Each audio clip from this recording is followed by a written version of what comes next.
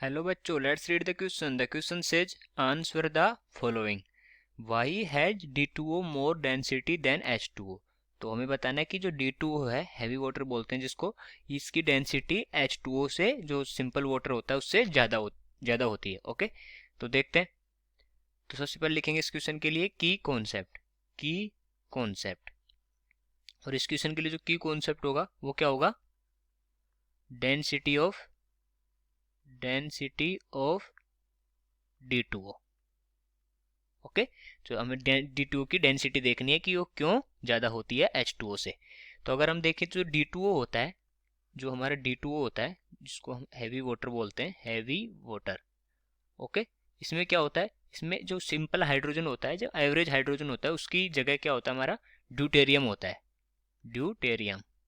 Okay, और deuterium क्या है? एक आइसोटोप है. Isotope of hydrogen. Isotope of hydrogen. Deuterium क्या होता है? Isotope of hydrogen. मतलब इसमें प्रोटॉन तो सेम होते हैं हाइड्रोजन की तरह, बट इसमें जो न्यूट्रॉन्स हैं, वो जो न्यूट्रॉन्स के नंबर हैं वो डिफरेंट होते हैं. ओके, अगर हम सिंपल हाइड्रोजन और ड्यूटेरियम को कंपैरिजन करना चाहें तो वो होता है कि 1H1, ये होता है हमारा simple hydrogen, average hydrogen. Average hydrogen. Okay, और अगर हम ड्यूटेरियम की बात करें तो उसका जो फॉर्मूला होता है वो होता है 1H2. ये हो गया हमारा ड्यूटेरियम. ड्यूटेरियम. ओके, और 1H2 का मतलब क्या हुआ कि प्रोटॉन एक है और न्यूट्रॉन भी एक है. इसमें इसमें क्या हुआ कि प्रोटॉन इज इक्वल टू 1 और neutron is equal to 1. Okay, proton और न्यूट्रॉन की जो नंबर है वो 1 है. और इसमें क्या है? केवल है proton. Proton 1, proton is equal to 1, neutron is equal to 0. Neutron is equal to 0.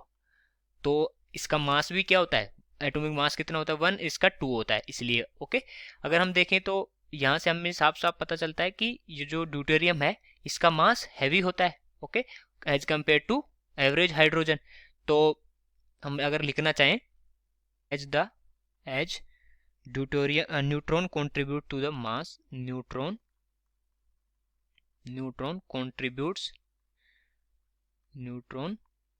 contributes to the mass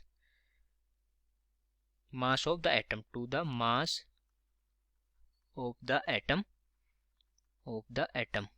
okay, तो जो हमारे न्यूट्रॉन्स होते हैं वो जो एटम का मास होता है उसमें कंट्रीब्यूट करते हैं.